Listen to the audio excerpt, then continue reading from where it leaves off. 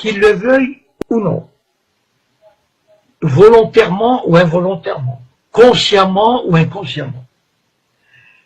Les Berbères, je dis les Berbères, mais bon, on dit les Amazighs ou les Berbères, bon, moi j'ai toujours appris à dire les Berbères, je suis désolé si ça... Mais enfin bon, donc qu'ils le veuillent ou non, ils sont l'objet, ils sont entrés dans une combinaison mondiale, ils sont entrés dans un jeu de forces internationales.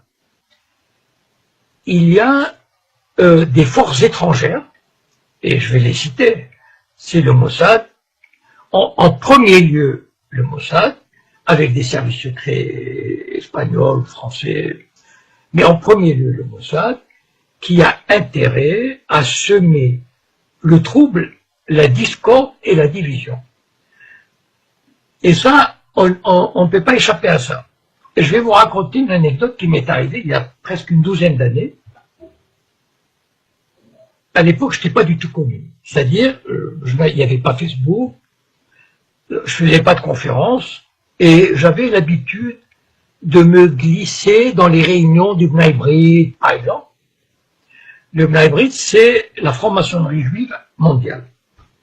Et j'ai assisté à la réunion suivante. Je ne sais plus comment je suis allé, mais je suis arrivé. C'était la loge Ben Gurion à la mairie du 16e arrondissement. Et cette loge avait invité des Berbères d'Algérie, 5 ou 6, qui représentaient des associations de Berbères. Et moi, bon, assis quelque part comme ça, tranquille, j'observais. Et il y avait presque une centaine de personnes. Enfin, c'est une loge très importante. Ce sont tous des juifs sionistes. Et là, ils ont commencé à leur dire, oui, c'est bien, vous menez un bon combat pour votre identité culturelle, votre culture. Enfin, ils les caressaient dans le sens du poil. Et petit à petit, ils les ont amenés, et moi j'admirais leur savoir-faire, parce que franchement, au bout d'une heure, ils les ont amenés, ils leur ont fait croire que leur combat identitaire, leur combat culturel, était le même que celui des Juifs qui se battaient et des Israéliens qui se battaient, qui sont battus pour sauvegarder leur identité et qu'ils allaient leur apporter leur aide, etc. Et c'est la première fois où j'ai pris conscience que les organisations judéo-sionistes s'intéressaient aux problèmes berbères.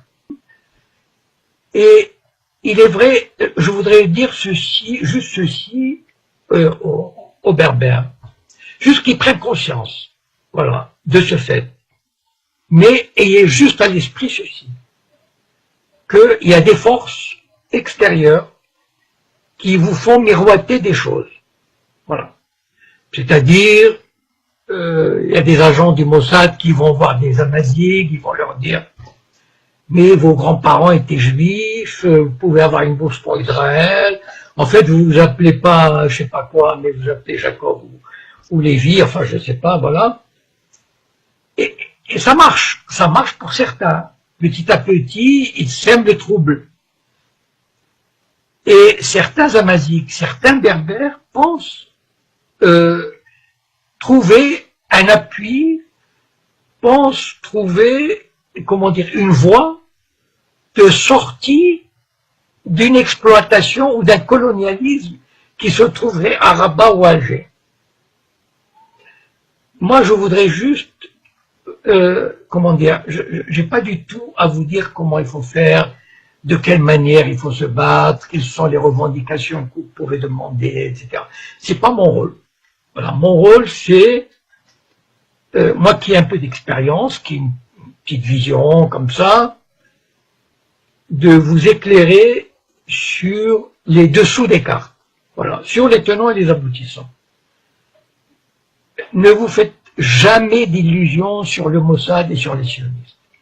Ils détestent tout le monde. Ils détestent les Arabes, ils détestent les Berbères, ils détestent les musulmans, ils méprisent les Arabes, les Berbères et tous ces peuples du tiers-monde. Donc, ne vous faites pas d'illusions. Les sionistes vous mèneront par le bout du nez. je pense que nous avons vous savez, le but du sionisme, il l'a montré en Irak, en Syrie, en Libye, c'est de détruire ces sociétés, de détruire l'unité nationale, de détruire tout ce qui est un État moderne. Et les Berbères, je vais vous dire, si vous marchez dans cette combine, vous serez emportés.